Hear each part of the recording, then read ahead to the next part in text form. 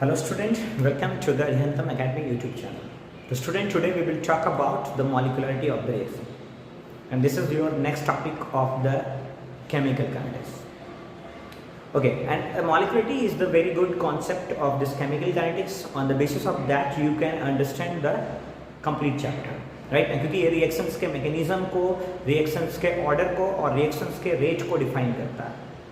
Even you can say that कि molecularity जो होते हैं वो टाइप ऑफ रिएक्शंस को भी डिफाइन कर सकते हैं, राइट ना. तो हमें आज मॉलिक्यूलरिटी के बेसिस पर जितने भी कॉन्सेप्ट होंगे उन सबको क्लियर करना.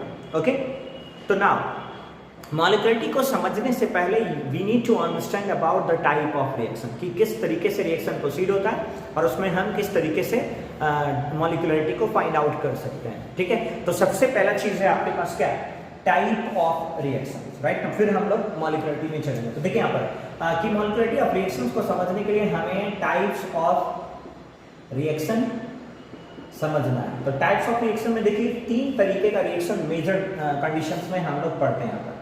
ये जो हमारे पास है first reaction is called opposing reaction, यानी एक रिएक्शन है जो मैकेनिज्म के कॉन्सेप्ट के बेसिस पर नेचर में कैसा होगा, अपोजिंग होगा. ठीक है, दूसरा रिएक्शन जो होता है वो कहलाता है आपका कॉन्सिक्यूटिव स्टेप रिएक्शंस, राइट ना. कॉन्सिक्यूटिव स्टेप रिएक्शन, और कैसे ये सब एक दूसरे की मॉलिक्यूलरिटी को डिफाइन करने में हेल्प करता है वो भी समझेंगे हम लोग, राइट ना. सेकंड थर्ड जो है आपके पास वो होता है पैरेलल रिएक्शंस, राइट ना. पैरेलल रिएक्शंस, तो ये तीन तरीके का रिएक्शंस मेजरली मैकेनिज्म को भी डिफाइन करता है, ऑर्डर ऑफ रिएक्शन को भी डिफाइन करता है और मॉलिक्यूलरिटी ऑफ द रिएक्शन को भी डिफाइन करता है. तो कैसे ये तीन रिएक्शंस मॉलिक्यूलरिटी डिफाइन करेगा वो चीज हम लोग पहले पढ़ेंगे. तो सबसे पहला है आपके पास अपोजिंग रिएक्शन. तो पहले तो हमें ये पता होना चाहिए how we can identify which reaction is considered as opposing reaction. तो देखिए यहाँ पर पहला है आपके पास अपोजिंग रिएक्शन का मतलब क्या होता है. अपोजिंग रिएक्शन सिंपल टर्म्स में अगर हम कहें तो ऐसा मानिए कि रेट ऑफ रिएक्शंस में जनरली होता क्या चल. तो रिएक्शंस में रिएक्टेंट होते हैं और रिएक्टेंट एक दूसरे से रिएक्ट करके प्रोडक्ट का फॉर्मेशन करता है. आप समझिए कि रिएक्टेंट का काम है प्रोडक्ट बनाना, तो रिएक्टेंट रेट को प्रोसीड करा रहा है किधर, in the forward direction, that means in the formation of product. लेकिन चूंकि ये नेचर अपोजिंग का होगा तो क्या होगा, कोई ना कोई एक ऐसा फोर्स होगा जो फॉरवर्ड डायरेक्शंस को पीछे की ओर धकेल रहा होगा. अगर वो फॉरवर्ड रिएक्शंस को पीछे की ओर धकेल रहा होगा तो कुछ ना कुछ उस रिएक्शंस में एक बैकवर्ड डायरेक्शंस में भी रिएक्शंस प्रोसीड हो रहे हैं. अब समझिए आप सिंपल टर्म्स में, एक ऐसा केमिकल रिएक्शंस जो फॉरवर्ड डायरेक्शन में भी चलता हो, बैकवर्ड डायरेक्शंस में भी चलता हो, उस टाइप के रिएक्शंस को हम लोग बोलते हैं रिवर्सिबल रिएक्शन. यानी पहला चीज तो आपका कॉन्सेप्ट क्लियर हो रहा होगा कि अपोजिंग रिएक्शंस नेचर में रिवर्सिबल होना चाहिए.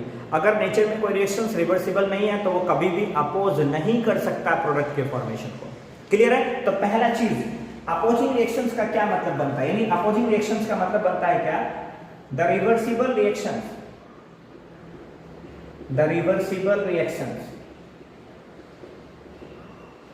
in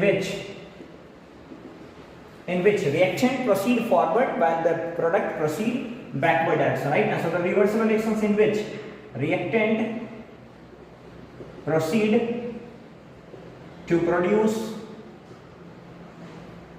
product in forward directions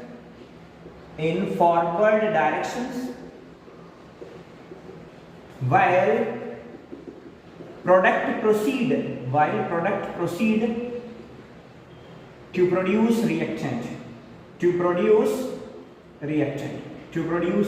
मतलब ऐसा कुछ हो रहा है यहाँ पर कि रिएक्टेंट कंबाइन करके प्रोडक्ट बना रहा है और प्रोडक्ट कंबाइन करके रिएक्टेंट बना रहा है. मतलब रिएक्टेंट का कुछ अमाउंट प्रोडक्ट में बना तो कुछ कॉन्सेंट्रेशन चेंज हुआ, वापस कुछ कॉन्सेंट्रेशन उसको प्रोडक्ट से मिल गया ना, तो क्या हुआ, क्या नेट चेंज सेम रहा या बदल गया, बदल जाएगा.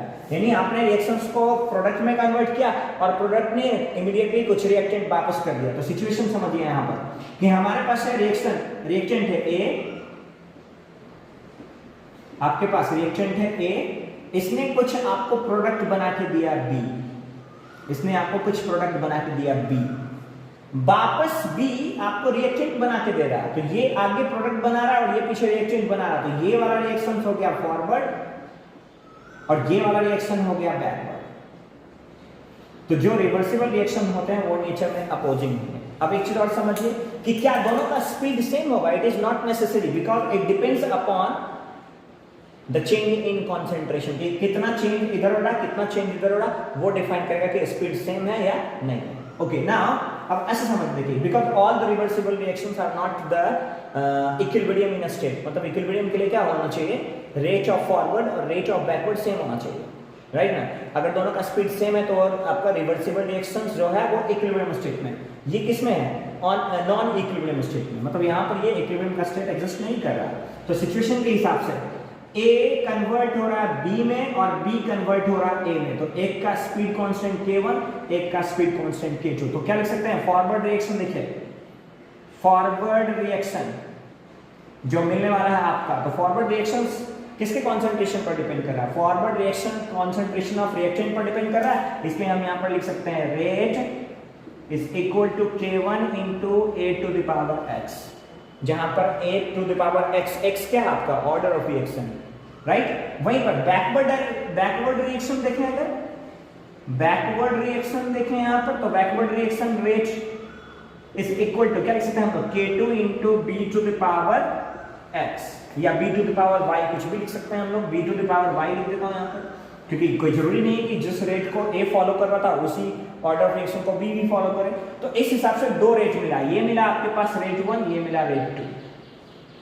अब समझिए ये रेट प्रोडक्ट बना के दे रहा और ये रेट आपको रिएक्टेंट बना के दे रहा, तो रिएक्टेंट का कॉन्सेंट्रेशन अलग हो गया, चेंज होना जितना चाहिए था उतना चेंज नहीं हो पा रहा है, इसलिए नेट रेट कितना मिलेगा आपके पास, तो जो नेट रेट मिलेगा R net is equal to R1 minus R2, इसलिए यहां पर लिख सकते हैं net rate is equal to R1 की वैल्यू कितनी है यहां पर बेटा, देखो यहां पर K1 into A to the power K1 into A to the power X minus K2 into B to the power Y, इस तरीके से हम लोग नेट रेट फाइंड आउट कर सकते हैं। And these type of reactions are opposing in nature, ये किस नेचर का होगा, अपोजिंग नेचर का होगा। क्लियर है यहां तक, कोई कंफ्यूजन तो नहीं है ना, so this will be your opposing reaction, ठीक है। तो जितने भी रिवर्सिबल रिएक्शंस हैं वो आपका अपोजिंग हो सकता है नेचर में, मैं आपको एग्जांपल देकर के समझा दूंगा कौन कौन सा रिएक्शन जो है वो अपोजिंग नेचर का होगा। यहां तक क्लियर है आपके पास,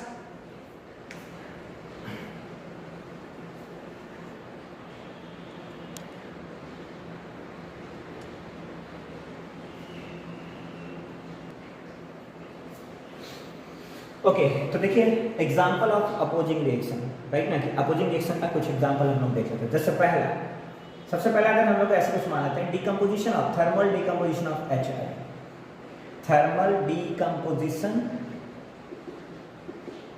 ऑफ हाइड्रोजन आयोडाइड। अगर थर्मल डिकम्पोजिशन है तो thermal decomposition of hydrogen iodide reversible reaction होता है और ये कुछ इस तरीके से प्रोसीड हो सकता है।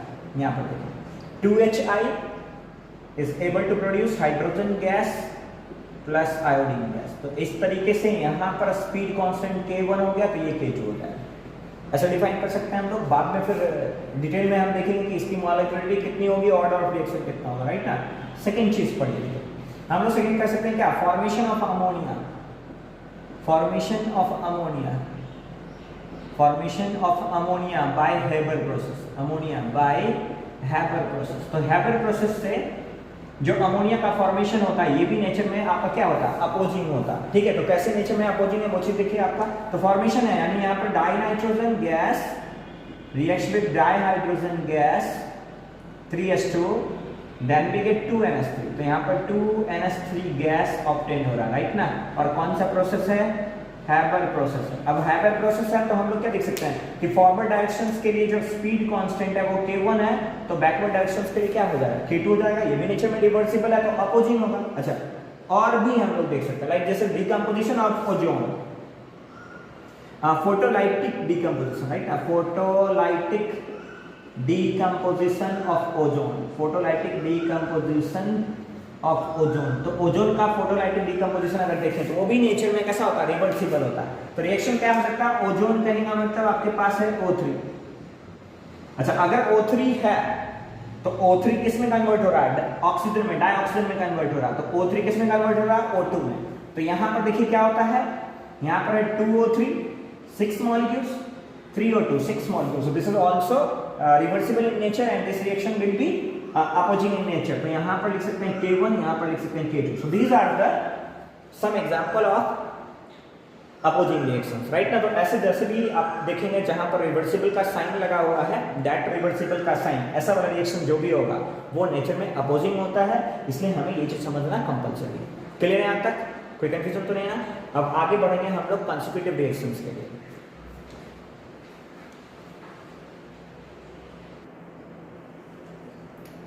ओके बेटा, तो next reaction is your consecutive step reaction, right ना। कंसेक्यूटिव स्टेप रिएक्शंस कहने का मतलब क्या होता है ये जो समझिए।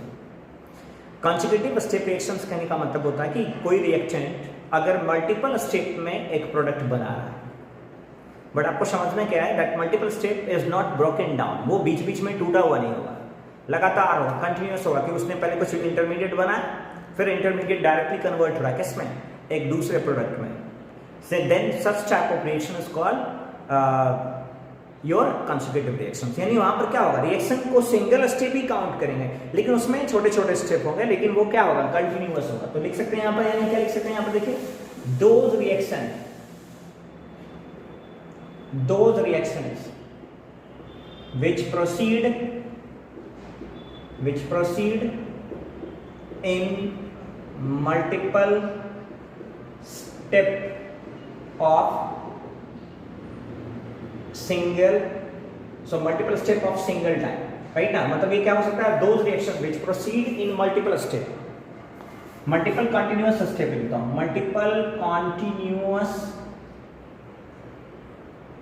continuous step of single product, मतलब सिंगल प्रोडक्ट की ओर जाएगा, लेकिन कैसे बनाएगा, मल्टीपल कंटिन्यूअस स्टेप्स के बाद जाएगा। Then this reaction is called consecutive reactions. अब ध्यान दीजिए, देखिए यहाँ पर इस रिएक्शन को हम लोग ऐसा लिख सकते हैं, जैसे मान लीजिए क्या, आपके पास कोई रिएक्टेंट है लाइक ए, इसने पहले कुछ बनाया बी, राइट ना, और फिर बी ने बनाया सी, फाइनल प्रोडक्ट ये है आपका और रिएक्टेंट ये है आपका। तो ए से सी तक पहुंचने के लिए उसने एक चीज और बनाया, that is called B.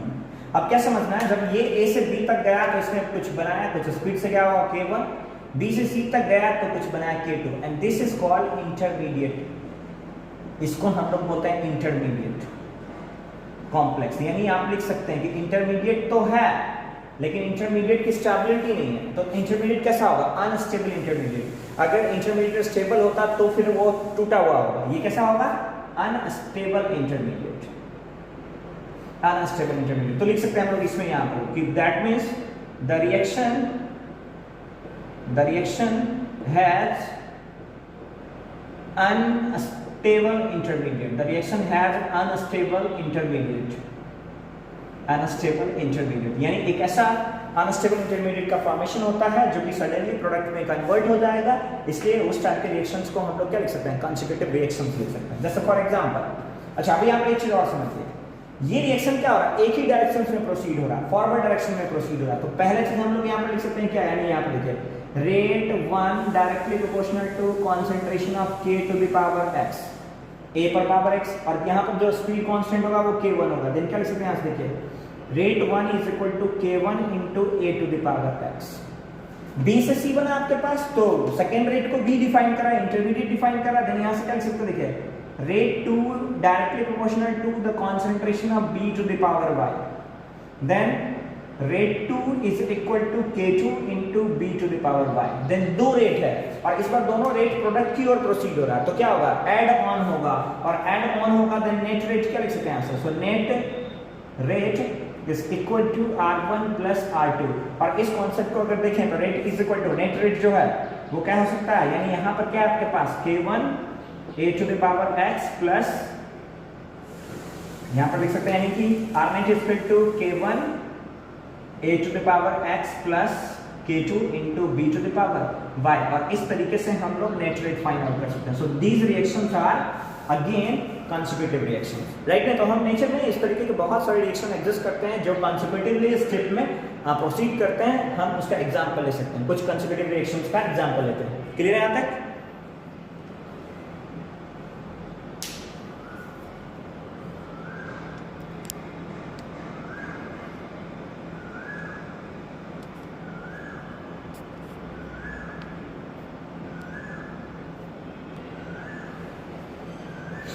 Okay students, so now we need to understand some example of consecutive reactions. कौन से ऐसे reactions हैं जो consecutive step में आते हैं? तो देखिए एक तो हम पढ़ सकते हैं, बहुत सारे reactions हैं जो organic में आपको समझ में आते हैं, जैसे thermal decomposition of ethylene oxide, right ना?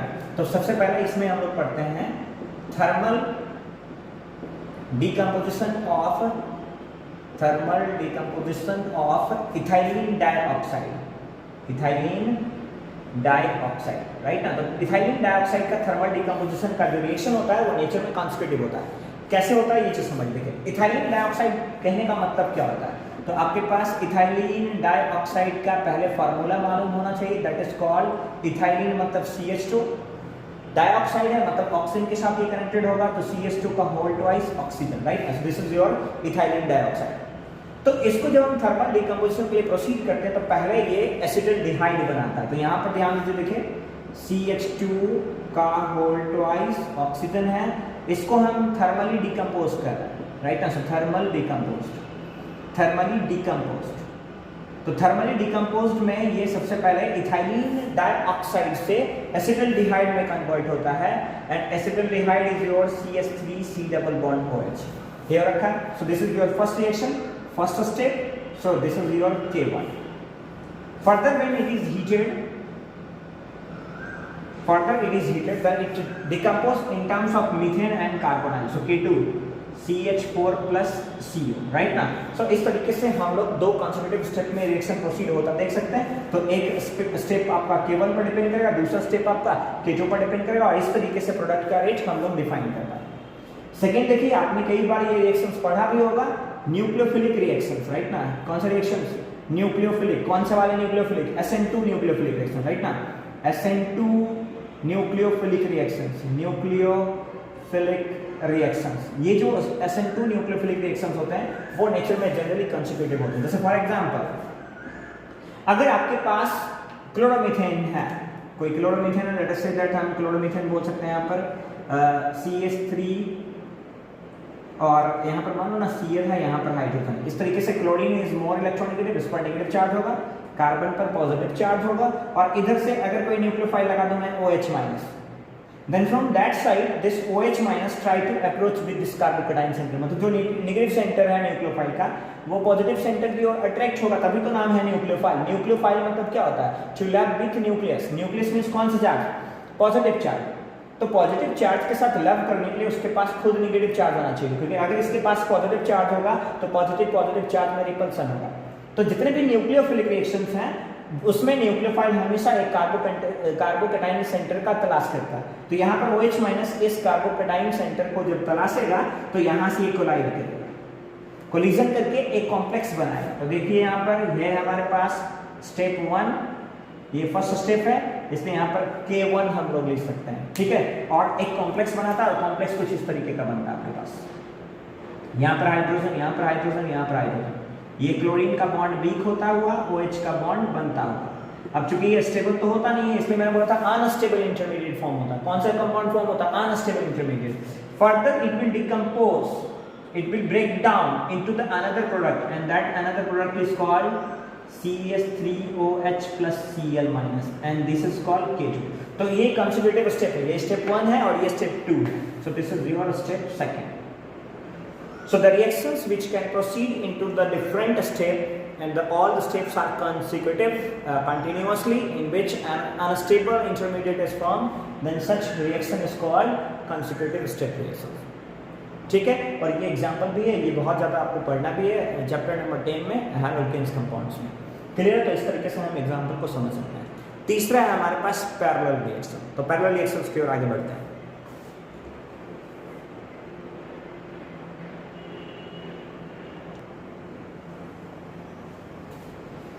ओके, तो third reaction is your parallel reaction. Parallel reactions कहने का मतलब क्या होता है ये चीज समझिए।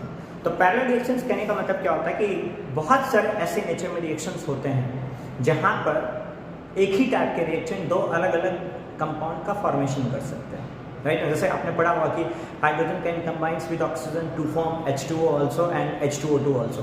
जल भी बना सकता है, हाइड्रोजन पेरोक्साइड भी बना सकता है। तो then this type of reaction is parallel. एक ही टाइम पर दो अलग अलग प्रोडक्ट फॉर्म करेगा। राइट। दूसरा देखिए, ऑर्गेनिक में आपने बहुत सारे ऐसे रिएक्शन देखा होगा जहां पर एक जगह पर मेजर कंपाउंड बनता है, दूसरे जगह माइनर कंपाउंड बनता है, and both compound can form simultaneously.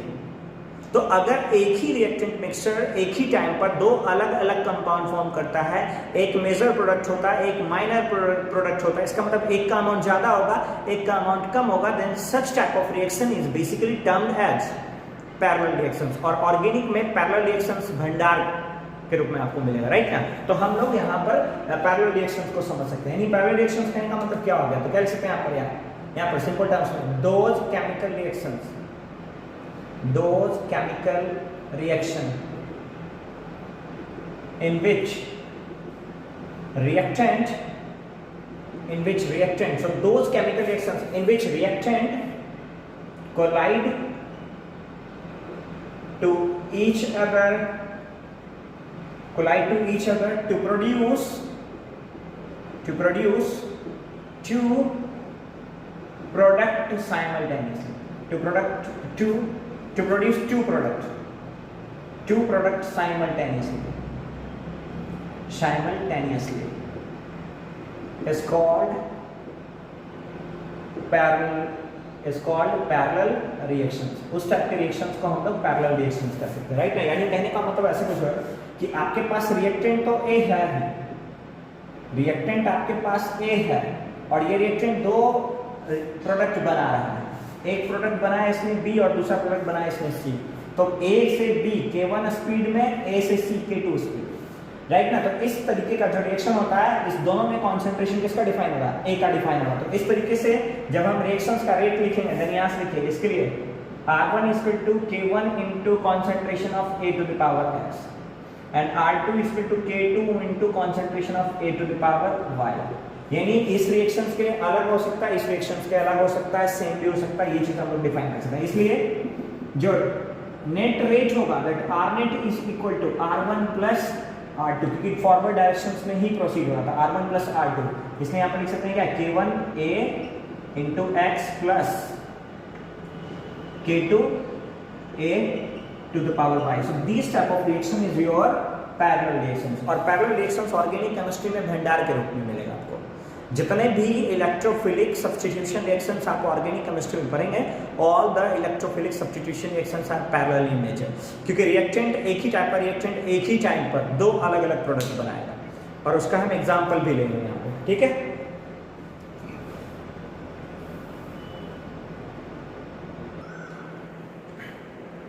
Okay, तो पैरेलल रिएक्शंस के कुछ एग्जांपल हमें चाहिए जो भी पता करना है हमें, राइट ना। तो पैरेलल रिएक्शंस में एक बातें और आप यहाँ पर सीख सकते हैं, राइट। जैसे देखिए पैरेलल रिएक्शंस में हम लोगों ने देखा कि एक ही रिएक्टेंट दो अलग अलग प्रोडक्ट साइमल्टेनियसली बना रहा है, यहाँ पर बी और यहाँ पर सी। ओके, नाउ यहाँ पर स्पीड कांस्टेंट K1, यहाँ पर स्पीड कांस्टेंट K2। अगर एक ही रिएक्टेंट दोनों प्रोडक्ट बना रहे हैं तो दो चीजें सेम भी हो सकती है, सेम नहीं भी हो सकती। पहला चीज, molecularity of the reactions can be same और same not, order of reactions may be same और सेम नॉट। और उस सिचुएशंस में हमने बोला R1 is equal to K1 into A to the power x and R2 is equal to K2 into A to the power y। अब अगर हम ऐसा कुछ कंसीडर कर लेंगे, if x is equal to y is equal to delta n, अगर consider कर लें कि x और y सेम है, राइट ना, दोनों की वैल्यू सेम है, देन इस सिचुएशंस में R net is equal to, हमने क्या पढ़ा, R1 प्लस R2, यानी यहाँ पर क्या आ जाएगा K1 A to the power delta n plus K2 into A to the power delta n। Then situation के हिसाब से देखा जाए तो K1 और K2 A to the power delta n constant हो गया, then it can be written as, common हो गया सॉरी बेटा, A to the power delta n common हो गया, देन कॉमन ले लीजिए तो क्या मिलेगा आपके पास, K1 plus K2 into concentration of A to the power delta n and that will be the net reaction। तो इस तरीके से हम पैरेलल रिएक्शंस के रेट को हम लोग फाइंड आउट कर सकते हैं। और एग्जांपल तो बहुत सारा आप देख सकते हैं और आसानी से समझ भी सकते हैं। जैसे फॉर एग्जांपल हम लोग बात करते हैं यहाँ पर, for example we can say that nitration of phenol. अगर आपके पास मान के चलो ना कि नाइट्रेशन करना है, फिनॉल का ही नाइट्रेशन, चलो ना फिनॉल का नाइट्रेशन कर लेते हैं।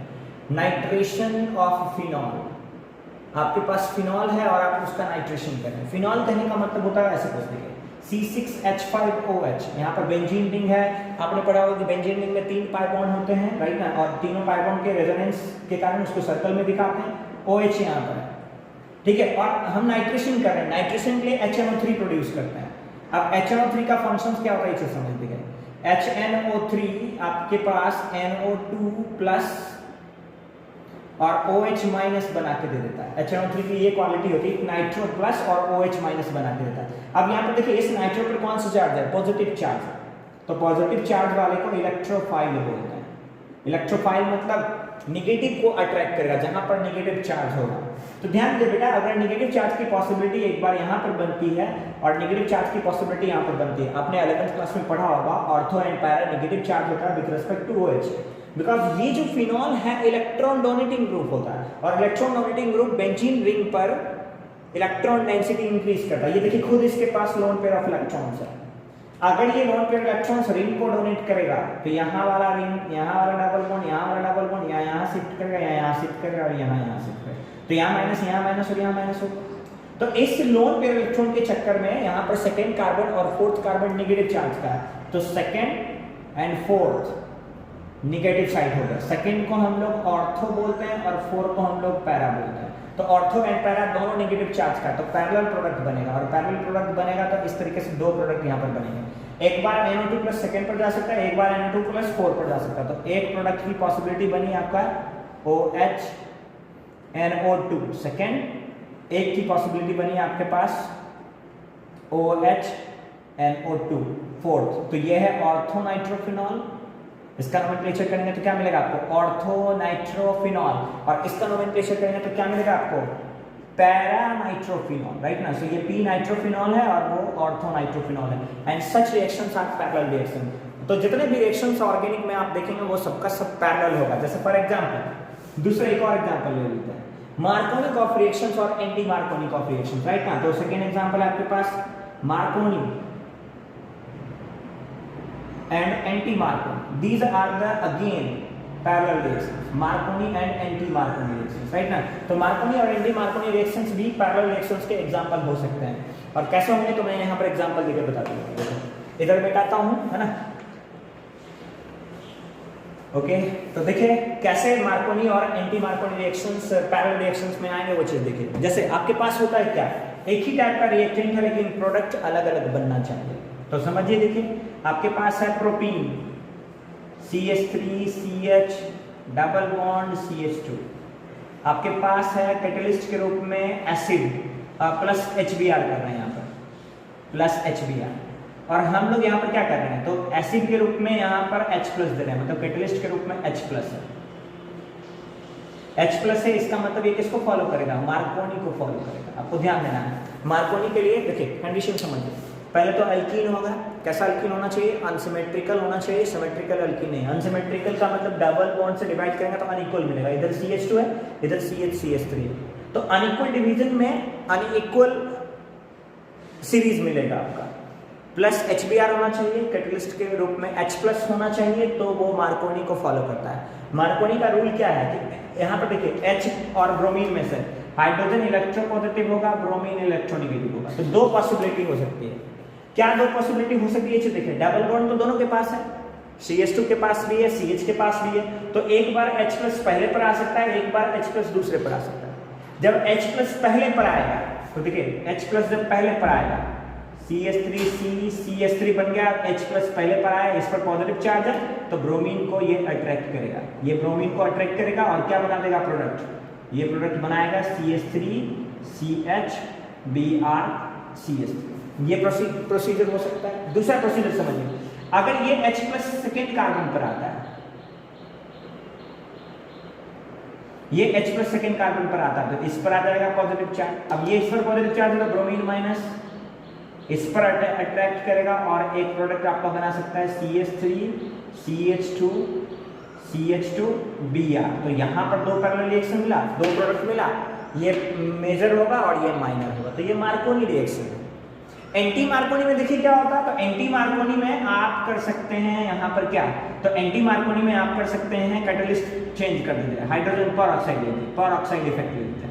परऑक्साइड इफेक्ट में भी यही दो प्रोडक्ट मिलेगा, लेकिन उल्टा यहाँ पर ये मेजर है और ये माइनर है, वहां पर उल्टा रिएक्शन होता है, उल्टा होगा तो क्या बनेगा, बनेगा तो सेम यही दो प्रोडक्ट बनेगा, यहाँ पर CH3 CH BrCH3 बनेगा और यहाँ पर बनेगा आपका CH3 CH2 ब्रोमीन, यहाँ पर बनेगा ये मेजर और ये माइनर। तो इस तरीके से हम लोग बहुत सारे रिएक्शंस होते हैं जहां पर रिएजेंट सेम हो, कैटलिस्ट भी सेम हो तो दो रिएक्टेंट मिल सकता है, रिएजेंट सेम हो, कैटलिस्ट भी सेम हो तो दो प्रोडक्ट मिल सकता है। Then such type of reactions in which two different product can form by the same nature of the reaction mixture, then such type of reaction is called parallel reaction। तो nature में हमने अभी तक तीन reaction देखा, पहला opposing reaction जो reversible nature का होगा, दूसरा कंसेक्यूटिव स्टेप रिएक्शन जो कि कंटिन्यूअस स्टेप में कंप्लीट होगा लेकिन एक ही काउंट करेंगे, राइट ना, क्योंकि उसके बीच में एक अनस्टेबल इंटरमीडिएट फॉर्म होता है। नेक्स्ट था हमारा पैरेलल रिएक्शन जिसमें साइमल्टेनियसली एक ही टाइप के रिएक्टेंट दो अलग अलग प्रोडक्ट बनाते हैं, and then these three types of reactions can define the molecularity and order of reaction also as well as rate of reaction. ठीक है, तो कैसे ये मॉलिक्युलरिटी को डिफाइन करेंगे उसके लिए हमें आगे बढ़ना पड़ेगा। ओके,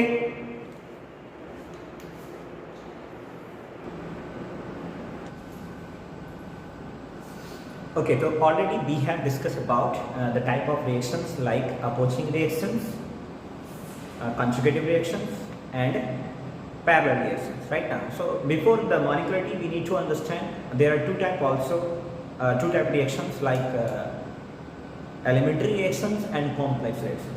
तो elementary reactions और complex reactions क्या होता है ये चीज समझना हमें, and then we will enter into the molecularity. Okay, तो देखिए आपके पास यहाँ पर दो टाइप का रिएक्शन और समझना, राइट ना।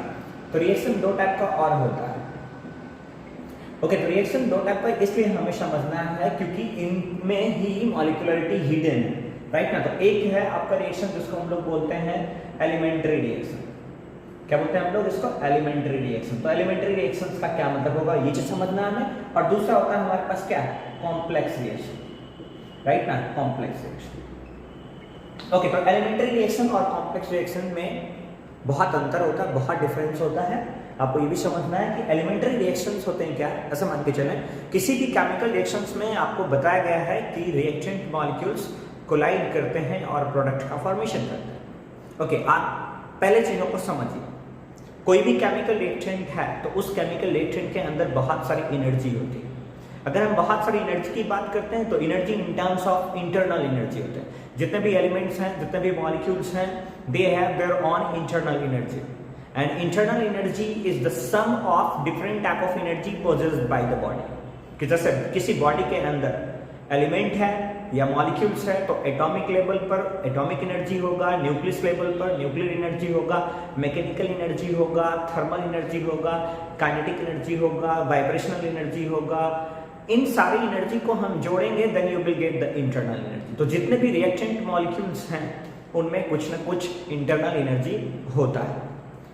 अब दूसरी चीज समझिए क्या, कि अगर किसी केमिकल रिएक्शंस की इंटरनल एनर्जी हाई है, उसकी काइनेटिक एनर्जी हाई है, उसकी थर्मल एनर्जी हाई है, तो that reaction will exist into the different type of physical state. कि जिसका थर्मल एनर्जी लो होता है, काइनेटिक एनर्जी लो होता है, that molecules will possess in terms of solid. But जिन सॉलिड का या सॉरी जिस एलिमेंट का या जिस मॉलिक्यूल का थर्मल एनर्जी हाई होता है, काइनेटिक एनर्जी हाई होता है, दैट मॉलिक्यूल्स और element will possess in terms of gaseous reaction. अब चीज समझिए, रिएक्टेंट है, गैसियस अगर है, लिक्विड है, सॉलिड है, तो जब भी एक रिएक्टेंट मॉलिक्यूल दूसरे रिएक्टेंट मॉलिक्यूल्स को अप्रोच करेगा तो दोनों मॉलिक्यूल्स के बीच में एक पॉसिबल कॉलिजन होता है। तो हमें समझना है वहीं से, और वहीं से ये दोनों चीजें आपको समझ में आएगा। तो जैसे समझिए, देखिए हम कोई भी एग्जांपल ले लेते हैं, लाइक जैसे हमारे पास क्या है वो चीज समझिए। हमारे पास है एक प्रोसेस है, और प्रोसेस को थोड़ा सा समझते हैं। एक रिएक्टेंट है, लेट अस से दैट कि ये A2 रिएक्टेंट है, A2 रिएक्टेंट है, एंड दैट अगर another reagent is called B। तो ये A2 जब B के साथ कोलाइड करता है, कॉलिजन, क्योंकि इसके पास अपनी इंटरनल एनर्जी होगी, इसके पास अपनी इंटरनल एनर्जी होगी, और दोनों के बीच में कॉलिजन होगा, राइट ना। तो हम यहाँ पर लिख रहे हैं collision due to kinetic energy, collision due to thermal energy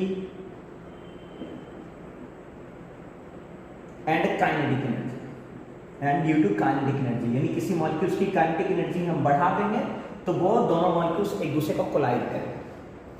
अब एक चीज और आप पहले समझ लीजिए, अगर हमने यहाँ पर A2 लिखा, लेट अस से दैट कि A2 जो आपका मॉलिक्यूल्स है ये मोनोवैलेंट मॉलिक्यूल्स है। मोनोवैलेंट मॉलिक्यूल्स मतलब इसमें एटम्स जो है उनकी वैलेंसी 1 है, तो एक एक बॉन्ड बना रखा होगा, सिंगल सिंगल बॉन्डिंग, यानी A और A के बीच में सिंगल बॉन्डिंग है और B के बीच में वो बॉन्ड बनाना चाह रहा है। तो पहले क्या होगा, जब इसके बीच ऑलरेडी पहले से कोई केमिकल बॉन्ड बना हुआ है तो ये पहले केमिकल बॉन्ड तोड़ेगा और एक नया केमिकल बॉन्ड बनाएगा। पहले से समझ में आ रहा है, केमिकल बॉन्ड तोड़ेगा, एक नया केमिकल बॉन्ड बनाएगा। उसके बाद समझिए, जब ये नया केमिकल बॉन्ड बनाना चाहता है या पुरानी केमिकल बॉन्ड तोड़ने चाहते हैं तो वहां पर कुछ ना कुछ एनर्जी का एक्सचेंज होता है। एनर्जी के एक्सचेंज होने के लिए दोनों मॉलिक्यूल्स एक दूसरे को कोलाइड करते हैं। जब ऐसा मानिए कि कोलिजन होता है तो आपने पढ़ा होगा, due to collision between the two material heat energy is released between the two contact body. तो जैसे मान के चलो क्या, किसी भी दो ऑब्जेक्ट में हम कोलिजन करा दें, जैसे इसके बीच में अगर कोलिजन करा दें तो कोलिजन से इन दोनों सरफेस के बीच में हीट एनर्जी जनरेट होगा। और अगर कंटिन्यूसली हम इसको ऐसे कोलाइड करते रहे continuously, then after infinite collision the heat will be reach to break this pen. Heat इतना इवॉल्व हो जाएगा आफ्टर कंटिन्यूअस, अगर इसी कोलिजन को ऐसे कंटिन्यू करते रहे तो इनफाइनाइट टाइम्स के कोलिजन के बाद ये पेन ब्रेक हो सकता है, क्योंकि यहाँ पर हीट एनर्जी बढ़ता जाएगा। तो सेम चीज है, इसके पास अपनी पहले कुछ एनर्जी थी, इंटरनल एनर्जी थी। इस इंटरनल एनर्जी के साथ, काइनेटिक एनर्जी के साथ ये दोनों रिएजेंट कोलाइड किया, कोलिजन से दोनों के बीच की एनर्जी बढ़ी। ध्यान रखिएगा, तो कोलिजन से एनर्जी बढ़ी और कोलिजन से एनर्जी बढ़ेगी तो दो पॉसिबिलिटी है, ए के बीच का बॉन्ड टूटेगा, बी के बीच बॉन्ड बनेगा। तो पॉसिबिलिटी देखिए क्या है, ए और बी। तो ए और ए के बीच का बॉन्ड टूटेगा, यहां पर टूटेगा और यहां पर बॉन्ड बनेगा। तो यहां पर बॉन्ड टूटा, यहां पर बॉन्ड बना। और इस टाइप के जो कॉम्प्लेक्स होते हैं, this complex is called activated complex, right ना। तो इस कॉम्प्लेक्स को हम लोग बोलते हैं क्या, एक्टिवेटेड कॉम्प्लेक्स। कि जब भी दो मॉलिक्यूल्स कोलाइड करते हैं कोलिजन से, जब पुराने बॉन्ड टूटते नजर आते हैं, नए बॉन्ड बनते नजर आते हैं, तो क्या होता है, एक एक्टिवेटेड कॉम्प्लेक्स का फॉर्मेशन होता है। When this collision is able to form an activated complex, then there is chance of conversion of product. उसके बाद ही conversion of product की possibility होगी। अब conversion of product की दो टाइप से possibility हो सकती है। क्या possibility हो सकती है, ये समझिए। दो possibility ये है कि यहां से ये दोनों कोलाइड करके AB प्लस B इसने प्रोडक्ट बनाया, AB प्लस B इसने एक प्रोडक्ट बनाया, ठीक है। दूसरी पॉसिबिलिटी ये है कि इन दोनों के कोलिजन से पहले कुछ और प्रोडक्ट बना, C plus B, and further in दोनों मॉलिक्यूल्स में कोलिजन हुआ, एक और कॉम्प्लेक्स फॉर्म हुआ और तब जाकर के अगर आपके पास AB प्लस B फॉर्म हुआ है। तो हम क्या देख पा रहे हैं, डिफरेंस सिर्फ किस चीज का है, यहां पर प्रोडक्ट सिंगल स्टेप में एग्जिस्ट कर रहा है, सिंगल स्टेप में फॉर्म हो रहा है, यहां पर प्रोडक्ट सिंगल स्टेप में फॉर्म नहीं हो रहा, मल्टीपल स्टेप में फॉर्म हो रहा है। तो हम लोग लिख सकते हैं क्या, देखिए, वैसे केमिकल रिएक्शन जहां पर रिएक्टेंट से प्रोडक्ट आने में सिर्फ सिंगल स्टेप इन्वॉल्व हो, then such reaction is called elementary reaction. उस टाइप के रिएक्शंस को हम लोग क्या बोलते हैं, एलिमेंट्री रिएक्शंस बोलते हैं। और वैसे रिएक्शन जहां पर रिएक्टेंट से प्रोडक्ट आने तक में मल्टीपल स्टेप इन्वॉल्व हो, उस मल्टीपल स्टेप में ये आपके पास एक इंटरमीडिएट फॉर्म हुआ। ध्यान दीजिएगा, दो अलग अलग चीज है। Activated complex is not your intermediate, ठीक है। यहां पर कोई इंटरमीडिएट फॉर्म नहीं हुआ, यहां पर एक इंटरमीडिएट एजेंट फॉर्म हो रहा है और वो फिर इंटरमीडिएट एजेंट एक फाइनल प्रोडक्ट के रूप में कन्वर्ट हो रहा है। तो हम लोग लिख सकते हैं यहां पर, क्या लिख सकते हैं हम लोग यहां पर, कि एक प्रोडक्ट फॉर्म हो रहा है, राइट ना। तो पहले चीज तो देखो, ए बनेगा बेटा यहां पर, क्योंकि दो A2 हमने रखा था, दो A है और एक B। यानी कि जब कोई केमिकल रिएक्शन सिंगल स्टेप में प्रोसीड होता है without the formation of intermediate, then such reaction is called elementary reaction. And those reactions in which product can be form after the several step in which intermediate can form, then that reaction is complex reaction.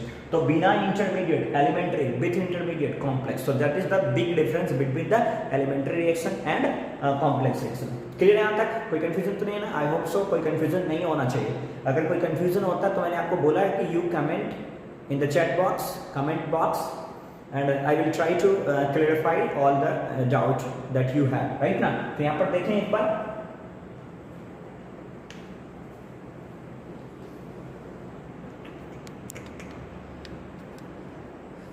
this is terrible again.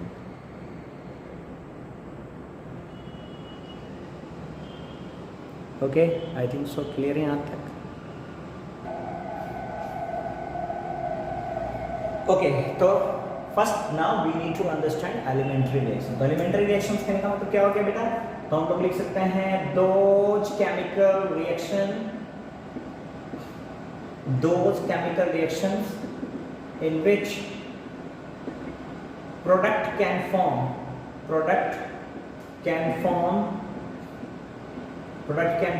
into single step, right ना। तो single step में अगर कोई product form होता है then that reaction is called elementary reaction. Product can form into the single step is called elementary reaction, is called elementary reactions, right ना। अब कुछ प्रॉपर्टीज होता है इसमें, देखो elementary reactions में क्या होता है, intermediate will not form। तो क्या लिख सकते हैं यहाँ पर देखें, due to collision internal energy increases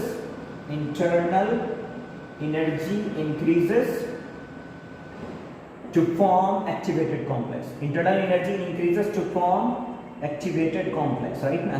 activated complex यानी एक activated complex फॉर्म करने के लिए उसकी एनर्जी इंक्रीज होती है। सेकंड चीज देखिए यहाँ पर क्या होता है, तो हम लोग क्या लिख सकते हैं, एक्टिवेटेड कॉम्प्लेक्स के टाइम पर क्या होता है, एक एनर्जी रिक्वायर्ड होती है and that energy is called activation energy, right ना। तो एक्टिवेशन एनर्जी को भी समझ लीजिए यहाँ पर। तो एक्टिवेशन एनर्जी कहने का मतलब क्या था, the minimum energy required, the minimum energy required to form activated complex, right ना।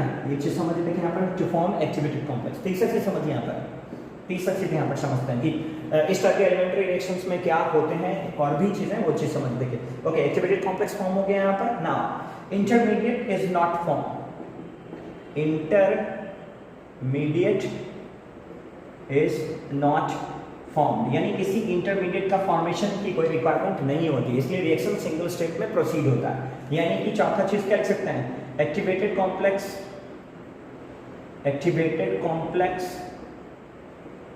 Can form product without intermediate. तो बिना इंटरमीडिएट का वो डायरेक्ट प्रोडक्ट का फॉर्मेशन कर सकता है without intermediate. So these are the elementary reactions, these are the properties of elementary reactions. Clear आता है, कोई कंफ्यूजन तो नहीं है? ओके, चीजें एक चीज और समझ लेना यहाँ पर, पांचवा चीज एक चीज और हम लोग समझ लेते हैं यहाँ पर। देखिए कि ये जो है यहाँ पर एलिमेंट्री रिएक्शंस के लिए क्या होता है, number of molecules involve in the collision is called molecularity. तो लिख सकते हैं यहाँ पर क्या है, number of molecules involved in collision equal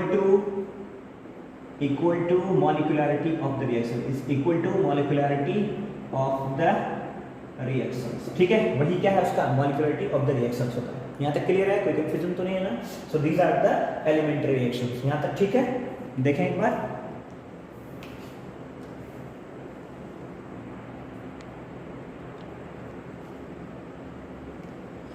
okay, so take a screenshot। Okay बेटा, अब यहाँ पर हम लोग एग्जाम्पल समझ लेते हैं, एग्जाम्पल ऑफ एलिमेंट्री रिएक्शन, ठीक है ना। क्योंकि क्या एग्जाम्पल हो सकता है, तो जैसे मान लीजिए एग्जाम्पल ऑफ एलिमेंट्री रिएक्शंस क्या है यहाँ पर, है ना। Example of elementary reaction, example of elementary reaction, जैसे मान लेते हैं यहाँ पर क्या है, हमारे पास है thermal decomposition of hydrogen iodide. तो हम लोग यहाँ पर लिख सकते हैं क्या है, thermal decomposition of hydrogen iodide, thermal decomposition of hydrogen iodide. तो क्या हो रहा है यहाँ पर, ये चीज समझिए, थर्मल डीकम्पोजिशन कैसे होता है वो चीज समझते हैं। तो हमारे पास let us say that hydrogen iodide gas, और ये प्रोडक्ट में कन्वर्ट होता है hydrogen as gas plus iodine as gas. अब यहाँ पर देखिए, ये प्रोडक्ट है और ये रिएक्टेंट है, मतलब 2 moles of hydrogen iodide undergoes thermal decomposition to form H2 + I2। अब यहाँ पर हो क्या रहा है वो चीज समझिए कितने मॉलिक्यूल्स हैं यहाँ पर? 2 मॉलिक्यूल्स हैं, तो number of molecules in collision, number of molecules in collision is equal to 2, मतलब 2 मॉलिक्यूल्स एक दूसरे के कोलिजन में। तो कोलिजन में अगर 2 मॉलिक्यूल्स हैं तो कैसे कोलाइड करें मुझे समझ। 2 मॉलिक्यूल्स यहाँ पर हम लोग लेके चलते हैं, हाइड्रोजन आयोडाइड का, हाइड्रोजन आयोडाइड का। These 2 molecules proceed for the collision। अगर ये दोनों मॉलिक्यूल्स प्रोसीड कर रहे हैं कोलिजन के लिए, तो अप्रोच कर रहे हैं, एक मॉलिक्यूल दूसरे मॉलिक्यूल्स को अप्रोच कर रहा है कोलिजन के लिए, ऐसे टकराने के लिए, ऐसे बार बार टकराने के लिए। टकराने पर एनर्जी बढ़ी, एनर्जी इंक्रीज हुई, हो क्या रहा है यहाँ पर? Collision initiated, collision initiated. तो जैसे ही 2 रिएक्शन मॉलिक्यूल के बीच में कोलिजन इनिशिएट हुआ, एनर्जी इंक्रीज हुई। एनर्जी इंक्रीज होने से इनके बीच में एक एक्टिवेटेड कॉम्प्लेक्स फॉर्म हुआ। एक्टिवेटेड कॉम्प्लेक्स क्या फॉर्म हो रहा है वो चलेगा। ये हाइड्रोजन आयोडाइड का ओल्ड बॉन्ड है, तो ओल्ड बॉन्ड टूटता हुआ नजर आएगा। ये हाइड्रोजन बॉन्ड का ओल्ड बॉन्ड है, तो ओल्ड बॉन्ड टूटता हुआ नजर आएगा और एक नया बॉन्ड बनता हुआ नजर आएगा। सो this is your activated complex. ये क्या है आपके पास? एक एक्टिवेटेड कॉम्प्लेक्स है। This is your activated complex. अब इस एक्टिवेटेड कॉम्प्लेक्स में क्या काम हो रहा है? 2 काम हो रहा है बेटा। क्या काम हो रहा है ये देखिए, ये आपके ओल्ड बॉन्ड है, तो breaking down of old bond, breaking down of old covalent bond. ठीक है, ये भी सेम चीज है, पुराने बॉन्ड टूट रहे हैं। यहां पर क्या हो रहा है? Formation of new bond, formation of new bond. तो ओल्ड बॉन्ड टूट रहा है, पुराने बॉन्ड बन रहे हैं। तो क्या होगा उस सिचुएशंस में कि ये बॉन्ड टूटा, ये बॉन्ड टूटा, तो I2 separate, H2 separate, then क्या बन गया यहाँ पर देखिए प्रोडक्ट के रूप में H2 plus I2, right? This is your reactant, this is your reactant, this is your activated complex and this is your product. So these type of reaction is called elementary reaction. ये reactions कौन सा reaction है आपका? Elementary reactions। समझ में आ गया? कोई confusion तो नहीं है ना? एकदम सा जबरदस्त है ना?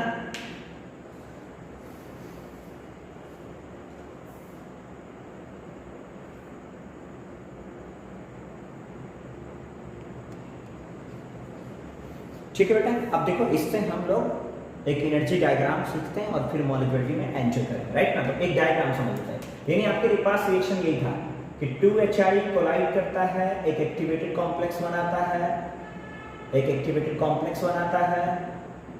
ये एक्टिवेटेड कॉम्प्लेक्स एक प्रोडक्ट बना देता है H2 plus I2। ठीक है ना? अब ध्यान दीजिएगा, यहाँ पर लो एनर्जी, यहाँ पर हाई एनर्जी, अगेन यहाँ पर क्या होगा? लो एनर्जी, क्योंकि प्रोडक्ट हमेशा लो एनर्जी में होना चाहिए। यहाँ पर दोनों टकराएगा तब हाई एनर्जी होगा, राइट ना? देन सिचुएशन समझिए, देखिए यहाँ पर, यानी यहाँ पर है काइनेटिक एनर्जी और यहाँ पर क्या है? Kinetic energy plus collision energy, kinetic energy plus collision energy, and this combination is called your activation energy, activation energy. अब ध्यान दीजिए, यानी यहाँ पर कोलिजन की एनर्जी ज्यादा है, इसलिए हम कहते हैं कि this activated complex has high energy of kinetic as compare to the activation energy, right ना? तो चीजें समझ लीजिए यहाँ पर। देखिए हम लोग आगे प्रोसीड करते हैं तो क्या होता है, आगे प्रोसीड करते हैं। इसकी काइनेटिक एनर्जी मोर होगी, है ना? इसकी काइनेटिक एनर्जी मोर होगी, इससे रिएक्टेंट से कंफ्यूज मत हो जाए, क्योंकि यहाँ पर एक कोलिजन की भी एनर्जी है, तो कोलिजन की एनर्जी मिलने से इसकी काइनेटिक एनर्जी बढ़ जाए। अब ध्यान दीजिए यहाँ पर, देखिए क्या होगा नेक्स्ट इसको ग्राफ में हम लोग कैसे समझते हैं। तो देखिए मान लेते हैं आपके पास है ये रिएक्शन कोऑर्डिनेट, रिएक्शन कोऑर्डिनेट। तो रिएक्शन कोऑर्डिनेट कहने का मतलब रिएक्टेंट और प्रोडक्ट और एक्टिवेटेड कॉम्प्लेक्स इंटरमीडिएट सब बनेगा, इसी पर बन जाएगा, राइट ना? और यहाँ पर है आपका क्या है? Potential energy. यहाँ पर क्या बेटा? Potential energy. ठीक है, यहाँ पर पोटेंशियल एनर्जी। तो समझिए, देखिए कि शुरू में कुछ ना कुछ तो इंटरनल एनर्जी थी ना 2HI का, तो जीरो से तो नहीं लेके चलेंगे, कुछ ऊपर से चलेंगे। यहाँ पर है आपके पास 2HI, यहाँ से चला, यहाँ तक एनर्जी है इसके पास। जब 2 molecules of hydrogen iodide collide किया तो उसकी एनर्जी बढ़ी, बढ़ने के बाद वो पीक पर जाएगा, यानी धीरे धीरे उसकी एनर्जी बढ़ी, कब तक बढ़ती रहेगी? जब तक वो एक्टिवेटेड कॉम्प्लेक्स फॉर्म नहीं करेगा। यहाँ पर उसने एक एक्टिवेटेड कॉम्प्लेक्स फॉर्म कर लिया, ये वाला एक्टिवेटेड कॉम्प्लेक्स फॉर्म हो गया इसके पास, राइट ना। तो H I H और H, this is your activated complex, activated complex, ठीक है। Further after the formation of activated complex ये अपनी एनर्जी का लूज करेगा और एनर्जी लूज करने के बाद धीरे धीरे धीरे धीरे धीरे धीरे यहाँ पर आने के बाद इसने कुछ प्रोडक्ट बनाया and this is your H2 plus I2। अब 3 एनर्जी ग्राफ इसमें आपको देखने को मिलेगा, ठीक है। एक एनर्जी ग्राफ ये, एक एनर्जी ग्राफ ये और एक एनर्जी ग्राफ ये, 3 एनर्जी ग्राफ है यहाँ से। तो ध्यान दे, देखिए जहां से रिएक्टेंट चलना शुरू किया था एक्टिवेटेड तक पहुंचा, इस एनर्जी को हम लोग बोलते हैं energy of activation, EA, energy of activation, ठीक है। अब ध्यान देखिए, ये 0 है, 0 से यहां तक की जो एनर्जी है this is called energy of reactant E1। यहां से 0 है, 0 से यहां तक की जो एनर्जी है this is called energy of product E2, यानी E2 is equal to energy of product EP, energy 1 is equal to energy of reactant. Then change in energy क्या हो जाएगा, energy of product minus energy of reactant, so that delta E is equal to EP minus ER। अब आप खुद देखिए इस graph पर EP lower energy graph पर है और E1 यानी ER हायर एनर्जी ग्राफ पर है, तो lower minus higher, delta E will be negative, so that delta E will be negative. Negative मतलब क्या होता है, that reaction will be exothermic in nature, यानी ये रिएक्शन अपनी हीट एनर्जी को इवॉल्व कर देगा और प्रोडक्ट के रूप में स्टेबल हो जाएगा, ठीक है। और EA कहने का मतलब activation energy, energy of activation, energy of activation.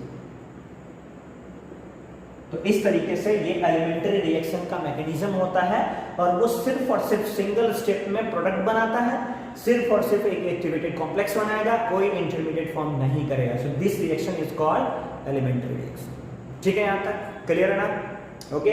So take a look,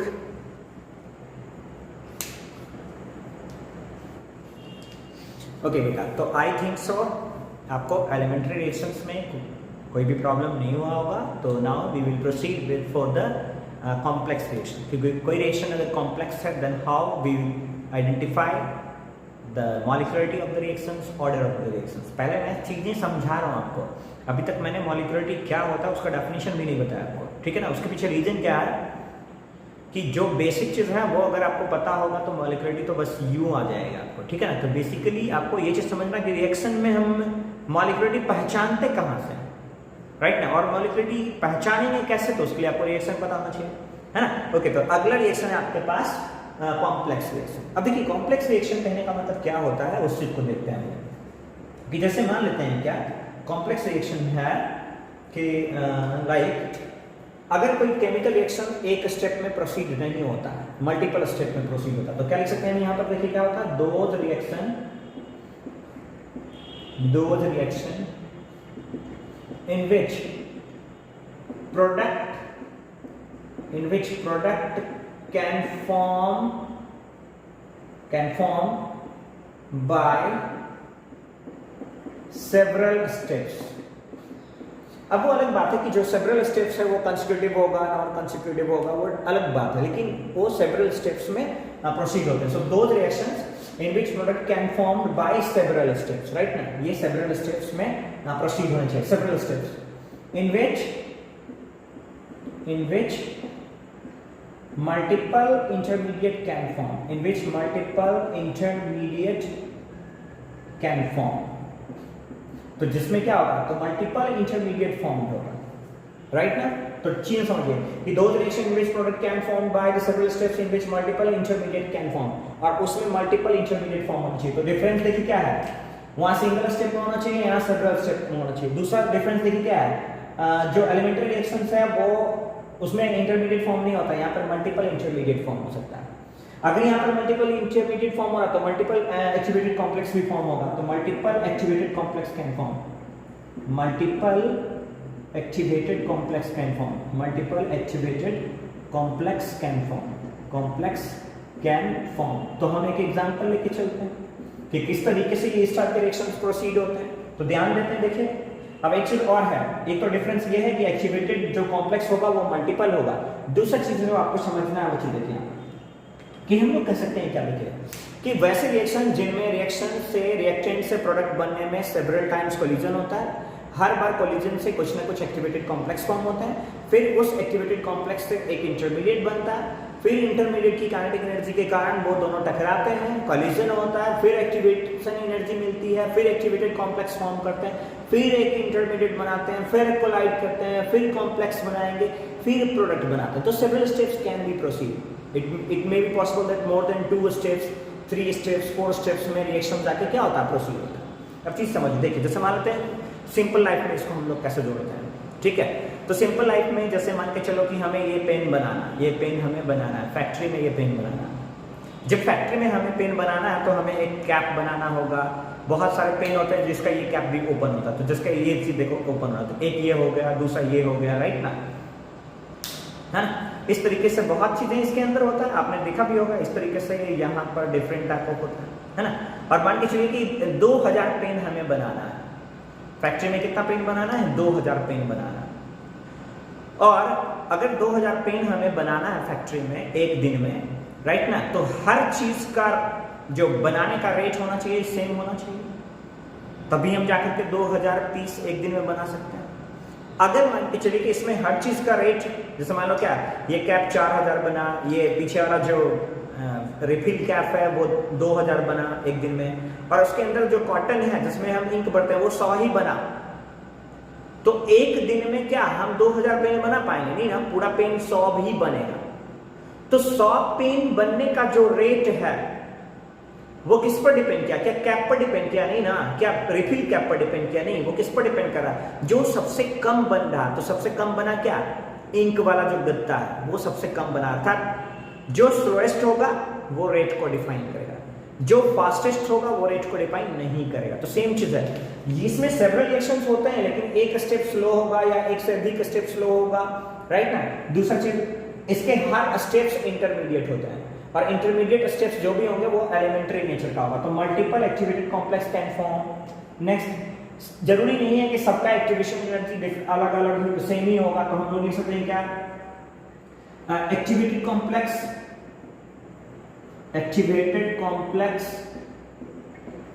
can form at different activation energy, तो ये डिफरेंट एक्टिवेशन एनर्जी पर बन सकता है। किस पर बन सकता है? डिफरेंट एक्टिवेशन एनर्जी पर बन सकता है, राइट ना। तो ये डिफरेंट एक्टिवेशन एनर्जी पर बन रहा है। दूसरा चीज देखिए यहाँ पर क्या समझ सकते हैं हम लोग, ओके, अगर डिफरेंट एक्टिवेशन एनर्जी पर बना तो ज्यादा एनर्जी हो सकता है, कम एनर्जी भी हो सकता है, वो डिपेंड करता है। नेक्स्ट चीज देखिए यहाँ पर क्या होता है, नेक्स्ट जो डिफरेंस है वो चीज समझिए। तो सेवरल स्टेप में बनेगा, मल्टीपल इंटरमीडिएट फॉर्म हुआ, मल्टीपल इंटरमीडिएट कॉम्प्लेक्स फॉर्म होगा, कॉम्प्लेक्स के लिए जो एक्टिवेशन एनर्जी की रिक्वायरमेंट होगी वो अलग अलग होगा। Each steps of the reaction will be elementary reactions, right ना। यहां तक क्लियर है। उसके बाद देखिए यहाँ पर, उसके बाद समझ लीजिए क्या कि जो एलिमेंट्री रिएक्शंस होते हैं, मतलब हर स्टेप्स उसका एलिमेंट्री होगा, और हर स्टेप्स में कोई जरूरी नहीं है कि नंबर ऑफ मॉलिक्यूल्स सेम हो, डिफरेंट भी हो सकता है। तो क्या लिख सकते हैं, so it may be number of molecules in each step. It may be number of molecules in each steps may be same or may be different. Right ना, मे बी डिफरेंट। तो सेम भी हो सकता है और different भी हो सकता है, राइट ना। ये भी चीज समझिए। नेक्स्ट, अर्थात ओवरऑल जो मॉलिक्यूलरिटी होगी वो सिर्फ और सिर्फ स्टेप्स पर डिफाइन होगा। हम ओवरऑल मॉलिक्यूल्स की मॉलिक्यूलरिटी डिफाइन नहीं कर सकते हैं। तो देखो यहां पर क्या लिख सकते हैं कि the molecularity of reaction, the molecularity of reaction can define on the slowest step, on the slowest intermediate steps, slowest intermediate steps of the reaction, मतलब इस टाइप के रिएक्शंस की मॉलिक्यूलरिटी। दो चीज देखो, आपको याद होगा मैंने बताया था अभी तक एलिमेंट्री वाले में क्या बताया कि number of molecules participate in the collision is molecularity. दूसरा चीज आपको यहां पर समझ में आ रहा होगा, the molecularity of reaction can defined on the slowest intermediate steps, कि जिसमें स्लोएस्ट इंटरमीडिएट फॉर्म होता है उस स्टेप की जो मॉलिक्युलरिटी होगी that will be the overall molecularity of the reaction. So these are the keywords of complex reaction. ठीक है, अब इस कीवर्ड्स के बेसिस पर हम लोग क्या कर सकते हैं, एक ग्राफ बना के समझ लेते हैं।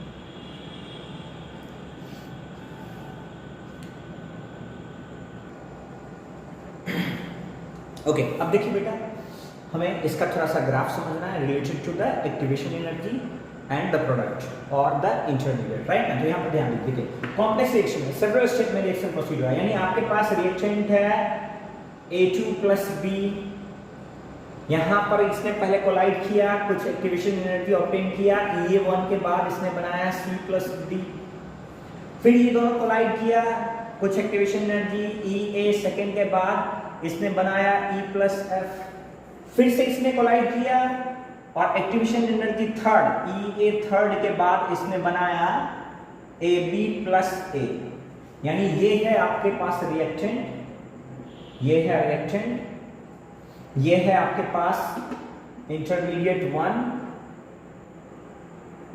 इंटरमीडिएट फर्स्ट सेकेंड, और यहां पर ये फाइनल प्रोडक्ट। इसने यानी इस रिएक्शन में कितने बार इंटरमीडिएट बने, 2 बार इंटरमीडिएट बने, यानी एक बार यहां से यहां तक एक्टिवेटेड कॉम्प्लेक्स बनाया होगा, फिर यहां से यहां तक एक्टिवेटेड कॉम्प्लेक्स बनाया होगा, फिर यहां से यहां तक एक्टिवेटेड कॉम्प्लेक्स बनाया होगा, 3 बार एक्टिवेटेड कॉम्प्लेक्स बने होंगे, राइट ना। तो इसको ग्राफ पर थोड़ा सा समझते देखिए, ग्राफ पर कैसे समझते हैं, थोड़ा सा दिख रहा है कि नहीं, उसमें दिख रहा है, टेढ़ा दिख रहा है, राइट ना। ओके, हाँ, तो देखो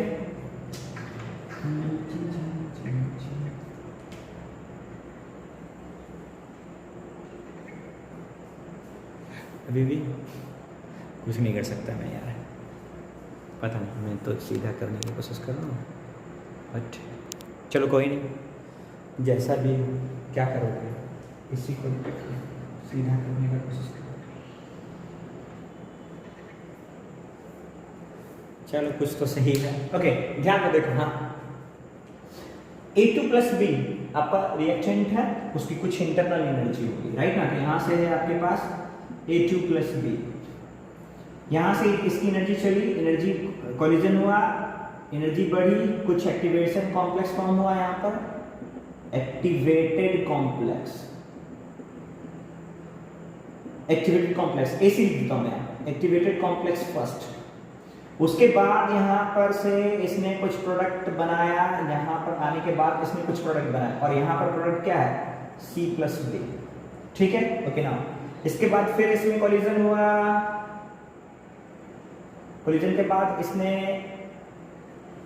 एक इंटरमीडिएट बनाया, यहाँ पर एक्टिवेटेड कॉम्प्लेक्स सेकेंड, फिर यहाँ पर आपके पास क्या बनाया, E + F, तो this is your intermediate number 2, right ना। This is intermediate number 1, intermediate number 2। उसके बाद फिर यहाँ पर क्या है, यहाँ से कोलिजन हुआ और यहाँ पर एक्टिवेटेड कॉम्प्लेक्स 3 बनाया, और यहाँ पर है फाइनली आपके पास product, this is called AB + B, ठीक है। तो ध्यान रखिए, यहाँ पर एक ये वाली एनर्जी है आपका EA1, उसके बाद फिर है आपके पास this is your EA second, उसके बाद है फिर यहाँ पर प्रोडक्ट बना, this is your EA third. तो हम लोग क्या देख पा रहे हैं, 3 एक्टिवेशन एनर्जी है यहाँ पर। तो एक्टिवेशन एनर्जी का अगर ऑर्डर देखेंगे, order decreasing order of activation energy, decreasing order of activation energy, activation energy. अगर decreasing order of activation energy देखा जाए तो हम लोग लिख सकते हैं, क्या लिखेंगे, EA first is greater than EA second is more than EA third, मतलब फर्स्ट की एनर्जी सबसे ज्यादा है सेकेंड से, फिर थर्ड की एनर्जी सबसे कम। तो हम क्या देख पा रहे हैं यहाँ पर कि जिस केमिकल रिएक्शंस के लिए एनर्जी ज्यादा है, देखो ना, यानी यहाँ पर ज्यादा बार कोलाइड किया होगा, अच्छा कोलिजन में टाइम तो लगेगा ना, अगर कोलिजन में टाइम लगेगा इसका मतलब ये रिएक्शन कैसा है, स्लोएस्ट, ये रिएक्शन कैसा है, फास्ट, ये रिएक्शन कैसा है, फास्टेस्ट। तो सिर्फ 3 स्टेप में रिएक्शन बना, 3 में से एक स्टेप स्लोएस्ट है और 2 स्टेप फास्टेस्ट है, तो इसका सिर्फ जो रेट ऑफ रिएक्शन होगा वो कौन सा होगा, स्लोएस्ट स्टेप होगा। तो rate determining step, rate determining step of complex reaction. So the rate determining steps of the complex reaction will be what, slowest one, will be slowest one. एक keyword ये है आपका जो कि आपको याद रखना है, राइट ना। दूसरा कीवर्ड कि कौन सा कॉम्प्लेक्स रिएक्शन स्लोएस्ट होगा, कौन सा जो स्टेप है वो स्लोएस्ट होगा, जिसके लिए एक्टिवेशन एनर्जी हाई होगी। तो हम लोग लिखेंगे दूसरा कीवर्ड देख लेता हूं ये नजर आ रहा है कि नहीं, आ रहा है लेकिन पूरा नहीं आ रहा। ओके, तो थोड़ा सा इधर लिखूंगा, यानी दूसरा चीज आपका कीवर्ड क्या है, slowest step required high activation energy, slowest step required high energy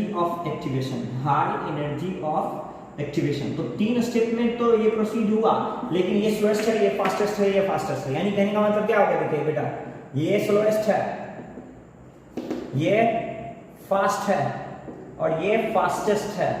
तो ये रेट को डिटरमाइन नहीं किया, ये रेट को डिटरमाइन नहीं किया, ये रेट को डिटरमाइन किया, यानी दिस रिएक्शन इज एलिमेंट्री तो सब है।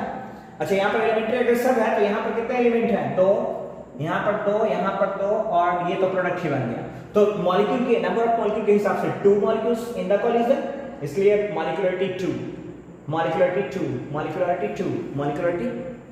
राइट ना। तो molecularity of the reaction is the number of molecules undergoes collision in the elementary reactions और in the slowest step of elementary reactions of complex reaction is called molecularity. बस इतना ही चीज आपको समझना है, ठीक है। यहां तक क्लियर है, I hope so. So this is your complex reaction, ठीक है ना। तो इसमें बहुत सारे एग्जांपल हैं जिसको कि आप देख सकते हैं कि कौन सा रिएक्शन जो है वो स्लोएस्ट हो सकता है। ओके,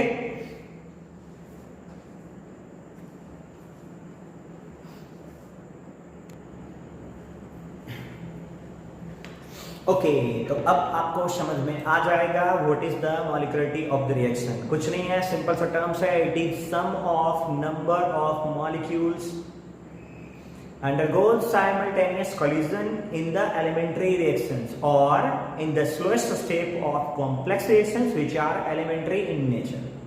ठीक है, तो उसी को हम लोग यहाँ पर मॉलिक्यूलरिटी ऑफ द रिएक्शंस को डिफाइन कर रहे हैं। यानी यहाँ पर क्या लिख सकते हैं, it is sum of number of molecules, it is sum of number of molecules undergoes simultaneous collision,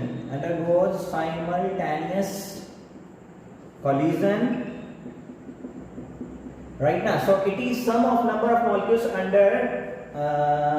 undergoes simultaneous collision in the elementary reactions,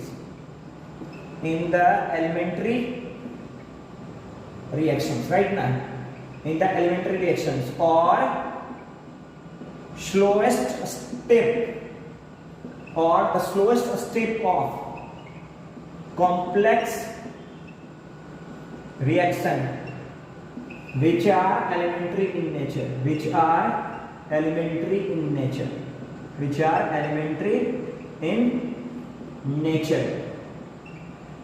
is called molecularity of the reaction, ठीक है, is called molecularity of the reaction। इसी को हम लोग कहते हैं molecularity of the reaction, ठीक है। So it is sum of number of molecules undergo simultaneous collision in the elementary reactions or slowest step of complex reactions which are elementary in nature is called molecularity of the reaction, ठीक है। तो simple सा terms है total number of sum of molecules in the collision। अब देखिए molecularity हो क्या सकता है। सो molecularity may be unimolecular,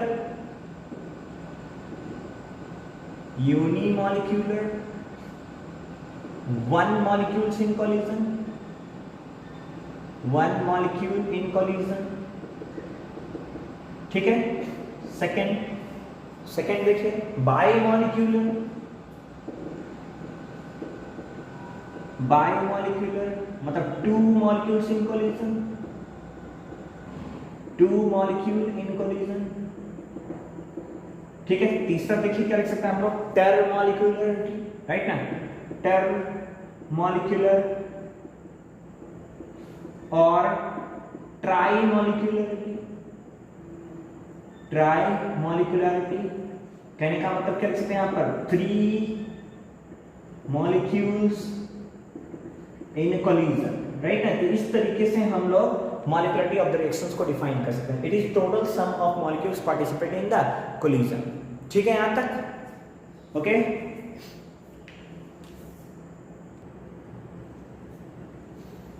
okay यानी कि इस तरीके से हम लोग मॉलिक्युलरिटी के कॉन्सेप्ट को समझ सकते हैं। और यहां पर हमने क्या पढ़ा कि मॉलिक्युलरिटी क्या है, it is sum of number of molecules participate in the collision. Okay तो देखिए यहां पर हम लोग पहला चीज हमने क्या बोला यहां पर, यानी कि हमने फर्स्ट बोला यूनिमॉलिक्युलरिटी,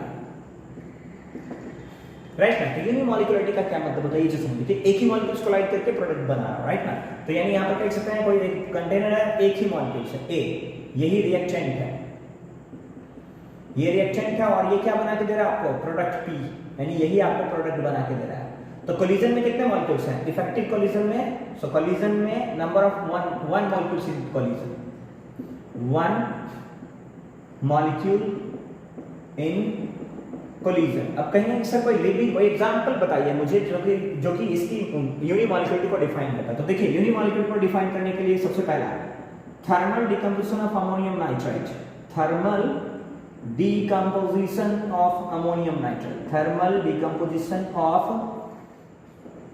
ammonium nitride। कि अमोनियम नाइट्राइड का अगर आप थर्मल डिकम्पोजिशन करते हैं तो वो यूनिमॉलिक्युलरिटी को डिफाइन करता है। तो अमोनियम मतलब NH4, नाइट्राइड इसका मतलब NO2। जब हम इसको हीट करते हैं तो दोनों नाइट्रोजन एग्रीगेट होता है और N2 प्लस H2O देखिए 2H2O बनाता है। तो रिएक्शन में कितना नंबर ऑफ मॉलिक्यूल्स है, 1 है ना, 1 molecules in collision, 1 molecules in collision, right ना। यानी इसकी मॉलिक्युलरिटी भी 1 है, इसका ऑर्डर ऑफ रिएक्शन भी 1 होगा। तो इस सिचुएशंस में क्या देखें यहां पर, इसकी क्या है, मॉलिक्युलरिटी इज 1,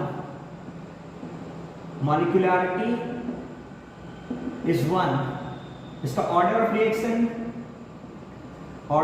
इज आल्सो 1, राइट ना। तो इसका रेट कैसे डिफाइन करेंगे, यानी रेट इज इक्वल टू, हम लोग क्या लिख सकते हैं, rate is equal to K into NH4 NO2 to the power 1। तो याद रखिएगा पहले के टाइम पर, before some earlier concept, when the chemistry is not well developed, उस समय मॉलिक्युलरिटी और ऑर्डर ऑफ रिएक्शंस में कोई डिफरेंस नहीं था। इवन अभी भी डिफरेंस है, सिर्फ क्या डिफरेंस है, तो molecularity is the theoretical approach of the reactions which define the mechanism, order of reaction is the experimental proof of the reactions which define rate of reactions। this is the basic difference। दूसरा चीज क्या होता है, in some case of chemical reactions the molecularity is equal to the order of reaction, but all the order of reaction is not equal to the molecularity of the reaction। यानी कुछ समय के लिए आप लिख सकते हैं molecularity of the reaction is equal to the order of reaction, right now, but in case of order of reaction is not equal to the molecularity of the reaction। जैसे thermal decomposition of ammonia biomolecular reactions का example है, लेकिन order of reaction 0 होता है। तो यहां पर मॉलिक्युलरिटी और ऑर्डर ऑफ रिएक्शन डिफर किया ना, तो आपको चीज समझना है, all molecular reaction is order of reaction, but all order of reaction is not molecular reaction. ये चीज आप ध्यान में रखेंगे, राइट ना। तो यहां पर देखिए रेट इज इक्वल टू क्या हो गया, K into ammonium nitrate NO2 पर NH4 NO2 पर पावर 1। दूसरा हम लोग देख सकते हैं क्या, देखिए कोई और एग्जांपल है बहुत सारे एग्जांपल है। रेडियो एक्टिव एग्जांपल देखिए, रेडियो एक्टिव डीके। अगर आप रेडियो एक्टिव डीके कहेंगे तो रेडियो एक्टिव डीके में जो रेट होता है वो यूनिमॉलिक्युलरिटी होता है। जैसे यूरेनियम है आपके पास, यूरेनियम 92-232, आप इससे एक अल्फा पार्टिकल्स निकाल दीजिए। अगर एक अल्फा पार्टिकल निकालिएगा तो 2 यूनिट पॉजिटिव चार्ज और 4 यूनिट मास घट के आएगा। 2 यूनिट पॉजिटिव चार्ज अगर घटाइएगा तो 92 में से 2 घटाइए तो 90 बचेगा यानी थोड़िया, और 232 में से 4 घटा दीजिए 228। ठीक है, तो यहां पर देखिए यानी इसकी मॉलिक्यूलरिटी कितनी होगी, number of molecules is equal to 1, then molecularity is also 1, molecularity is equal to 1, then order of reaction is also equal to 1, right now. So this is the unimolecular reactions. ये सब example है आपके unimolecular reactions. Even you can say that all the radioactive disintegration is the first order kinetics and all the reactions are unimolecular in the reaction. ठीक है, clear? So in this case we can say that molecularity is equal to order of reaction. ठीक है यहाँ तक, okay?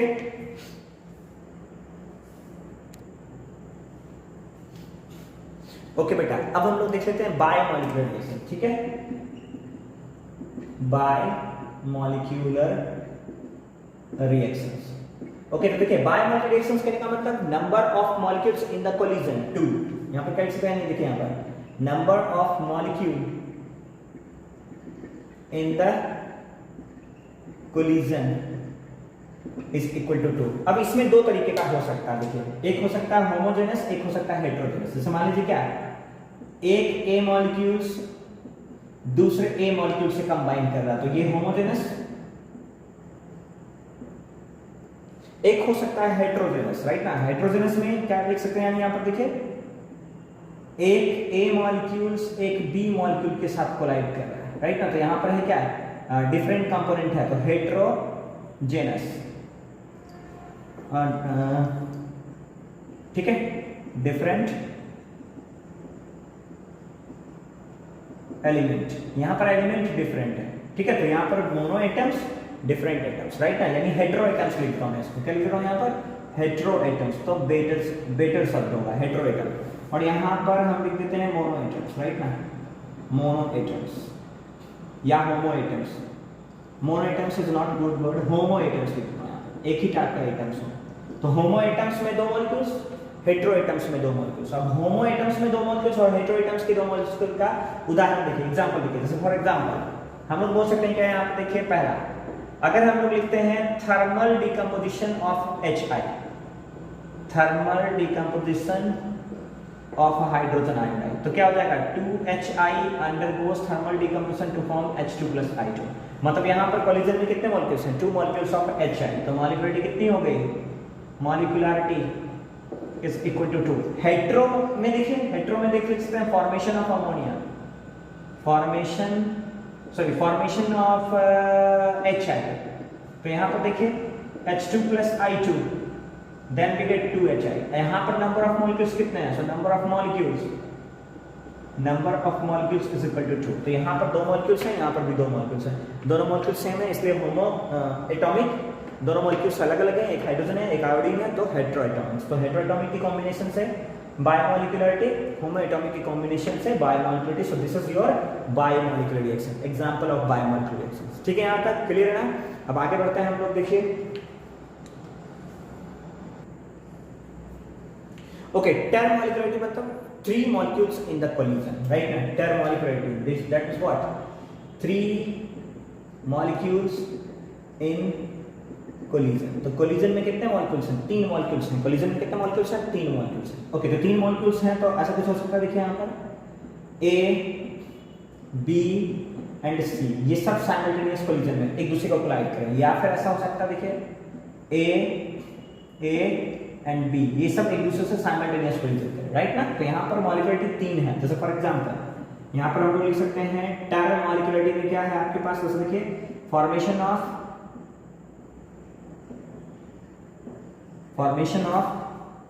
Nitrogen oxide की formation में हम लोग टेरमोलिक्यूलरिटी को देख सकते हैं। एक चीज और समझ लीजिए पहले, देखिए हम लोगों को ये भी चीज समझना है कि अगर कोलिजन में ज्यादा नंबर ऑफ मॉलिक्यूल्स पार्टिसिपेट करते हैं तो कोलिजन के साथ साथ एक स्टेरिक हिंड्रेंस भी बनता है। यानी यहां पर समझ लीजिए, देखिए यहां पर with high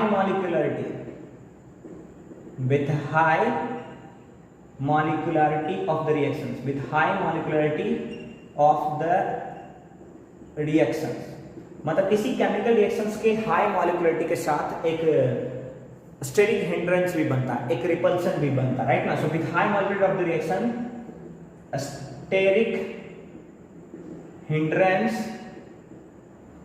disturb collision, right ना, डिस्टर्ब कोलिजन। तो स्टेरिक हिंड्रेंस जो होता है वो कोलिजन को डिस्टर्ब करता है। तो स्टेरिक हिंड्रेंस क्या होता है ये देखिए। तो आपने देखा होगा कि कभी अगर बहुत भीड़ भाड़ वाले बस में आप जाना चाह रहे हो, अंदर बस के अंदर जाना चाह रहे हो, गेट पर बहुत ज्यादा अगर भीड़ होता है तो आपको रिपल्सन फोर्स ज्यादा मिलता है, अट्रैक्शन फोर्स कम मिलता है। मतलब आप जाना चाहते हैं अंदर, लेकिन आपको अंदर से बाहर की ओर भेजा जाता है। तो कहने का मतलब क्या हो गया, वहां पर स्टेरिक रिपल्सन ज्यादा है। तो क्राउडी मॉलिक्यूल्स में, बल्कि मॉलिक्यूल्स में रिपल्सन ज्यादा होता है, अट्रैक्शन कम होता है। तो यहां पर लिख सकते हैं क्या, देखिए, repulsion created by bulk of the molecules, repulsion created by the bulk of molecules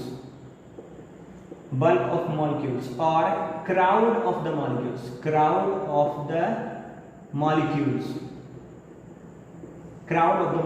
is called steric repulsion, or steric hindrance। तो इस तरीके से हम लोग स्टेरिक रिपल्सन और स्टेरिक हिंड्रेंस को समझ सकते हैं, स्टेरिक हिंड्रेंस। ठीक है, यहां तक क्लियर है?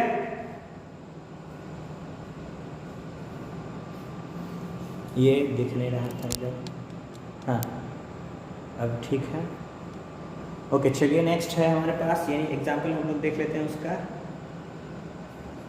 ओके, तो देखिए यहाँ से इसका फॉर्मेशन ऑफ नाइट्रोजन ऑक्साइड। तो नाइट्रोजन ऑक्साइड का देखिए यहाँ पर 2NO प्लस O2, ये दोनों रिएक्ट करता है, राइट। तो क्या बनाते हैं यहाँ पर देखिए, यानी यहाँ पर बनाता है NO2, ठीक है। तो दो ऑक्सीजन 4 ऑक्सीजन, यानी 2NO। तो यहाँ पर इसकी मॉलिक्युलरिटी दोनों सेम है, इधर से इधर जाए या इधर से इधर जाए, ठीक है। इधर भी 2 मॉलिक्यूल्स हैं, सॉरी इधर 3 मॉलिक्यूल्स हैं, इधर 2 मॉलिक्यूल्स हैं, सॉरी बेटा, ये ट्राई और ये डाई। उल्टा करेंगे तो डाई और सीधा करेंगे तो ट्राई। ये नंबर ऑफ मॉलिक्यूल्स कितना हो गया, 3। Number of molecules is equal to 3। So this is your term molecularity of the reactions. Clear है यहाँ तक? कोई कंफ्यूजन तो नहीं है ना? ओके।